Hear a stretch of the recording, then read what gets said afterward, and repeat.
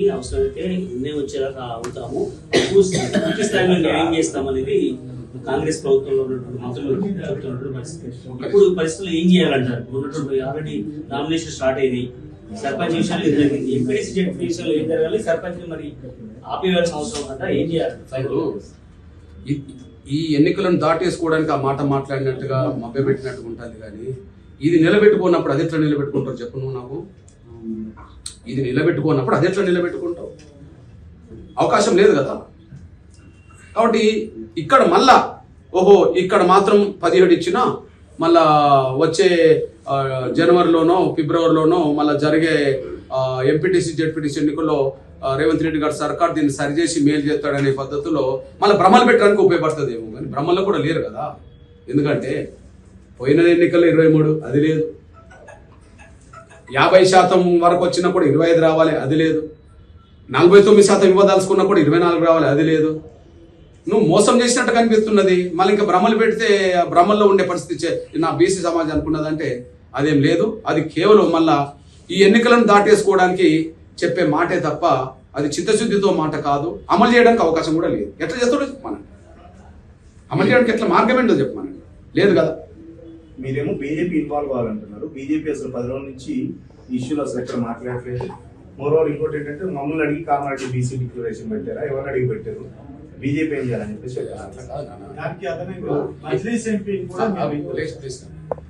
BJP వాళ్ళు అంటున్నారు. ఒక పార్టీ మేనిఫెస్టో ఇంకో పార్టీని అడిగి పెడతారా? ఒక పార్టీ మేనిఫెస్టో ఆ పార్టీలో ఉండబడే మేధావులు లేకపోతే పార్టీ నాయకులు లేదా కింద ఏ అంశాలు పెట్టాలని పార్టీ డిసైడ్ చేస్తుంటారు. ఇప్పుడు బీజేపీ మేనిఫెస్టోలో మీరు పెట్టిండు మాకు సంబంధం లేదని చెప్పి కాంగ్రెస్ అంటే మమ్మల్ని అడిగి పెట్టిందని కాంగ్రెస్ అన్నది కదా, అనడానికి అవకాశం లేదు కదా. కాంగ్రెస్ పార్టీ పెట్టు కాంగ్రెస్దే, బీఆర్ఎస్దే, బీజేపీ ఏ పార్టీ మేనిఫెస్టో ఆ పార్టీ. కానీ ఏ పార్టీ అయినా తమ మేనిఫెస్టో కట్టుబడి ఉన్నారు. నంబర్ 1 కట్టుబడి లేదని మీరు విమర్శించడానికి మీకు అవకాశం ఉంది, కానీ మీ బాధ్యత కూడా నెరవేర్చడానికి మీకున్న అవకాశం మీకుంది కదా. అది అధికారంలో మీరున్నారు కాబట్టి మీ పాత్ర పోషించండి అంటున్నాను.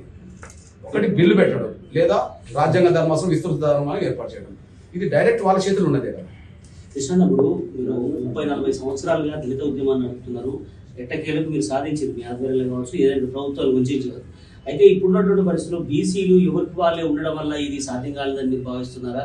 అంటే ఏం చేస్తే అంటే ఎవరికి వాళ్ళే అనేటువంటి ఉంది, జేఏసీ ఏర్పడను అయినా కూడా ఫెయిల్ అయినటువంటి పరిస్థితి. మీరు ఉద్యమకారుడుగా ఏం చేస్తే వచ్చే అవకాశం ఉందా? ఇది మీరు అన్న మాట జనంలో కొంత చర్చ జరుగుతున్న మాట వాస్తవమే కావచ్చు. తమ్ముడు నాయకత్వంలో ఒక ఉద్యమం ముందుకు వెళ్తుంది, ఇంకెవరో కొన్ని సంఘాలు పెట్టి మీటింగ్లు పెట్టుకుంటే వాళ్ళు మాట్లాడుతున్నారు కదా. నేను చెప్పదలుచుకుంది తాత్కాలికంగా కొన్ని సెక్షన్స్ అట్లా అనుకోవడానికి అవకాశం లేదు, కానీ దీర్ఘకాలికంగా ప్రజలు ఒక నిర్ణయానికి వస్తారు. ఎవరు నిజాయితీగా పోరాటం చేస్తుంటారని కాడికి వచ్చేస్తారు. ఎగ్జాంపుల్ చెప్తున్నాను. ఇప్పుడు ఎంఆర్పిఎస్ పోరాటం చేస్తున్న క్రమంలో ఎంతమంది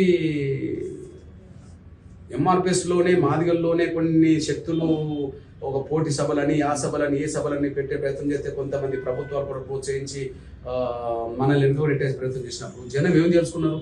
పోరాడే వాళ్ళ వైపే అనుకుంటారని తెలుసుకున్నారు. కానీ తాత్కాలికంగా కొంత కనిపిస్తున్న వాతావరణం కనిపిస్తున్నది, ఒప్పుకుంటాం. కానీ అది ఎల్లకాలం ఉండదు అన్నమాట. ఎవరైతే యుద్ధంలో సీరియస్గా ముందుకెళ్తారో, ఎవరైతే నిజాయితీగా ముందుకెళ్తారో, ఎవరైతే లక్ష్యం వైపు కట్టుబడి పనిచేస్తుంటారో, ఆ పనిచేస్తున్న వాళ్ళ వైపు సమాజం వాళ్ళ మొగ్గు చూపుతుంటుంది, వాళ్ళని ప్రోత్సహిస్తుంటుంది, వాళ్ళకి అండగా నిలబడుతుంటుంది, వాళ్ళు ఇచ్చిన పిలుపులను జయప్రదం చేస్తుంటుంది. కాబట్టి ఇప్పుడు నువ్వు చెప్తున్న మాట ఎల్లకాలం ఉండదని ఖచ్చితంగా ప్రభుత్వాల మీద లక్ష్యాన్ని చేరడం కోసం ఎవరైతే గట్టిగా పోరాటం చేస్తారో పోరాటం చేసే వాళ్ళ పక్షాన్ని ప్రజలు నిలబడతారనే చరిత్ర రుజువు చేస్తున్నది. ఇది కూడా రుజువు అవుతుంది. మొదటి నుంచి మీరు ప్రభుత్వానికి చాలా